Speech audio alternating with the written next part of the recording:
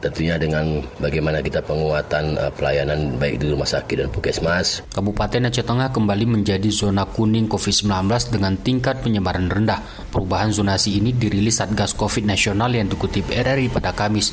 Menanggapi hal itu, Jubir Satgas Penanganan Corona untuk Aceh Tengah Dr. Yunasri melaporkan jumlah kasus positif COVID saat ini tersisa 15 orang, 5 dirawat di rumah sakit dan 10 isolasi mandiri. Sementara angka kesembuhan mencapai 1.170 atau 92,3%. Angka kesembuhan itu katanya di atas rata-rata nasional. Begitupun Yunasri tak menampik kasus kematian COVID-19 di Aceh Tengah di level tinggi dengan jumlah 73 kasus. Tetapi dalam 3 minggu terakhir kita tidak ada lagi angka kematian.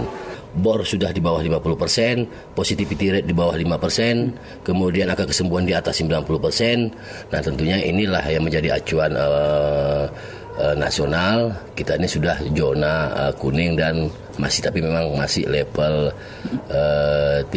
Kendati telah menjadi zona kuning, Yunasri mengaku petugas terus memaksimalkan penguatan pelayanan. Puskesmas diminta untuk memperluas pelacakan. Satgas Kabupaten katanya juga memperkuat testing aktif dan treatment adekuat.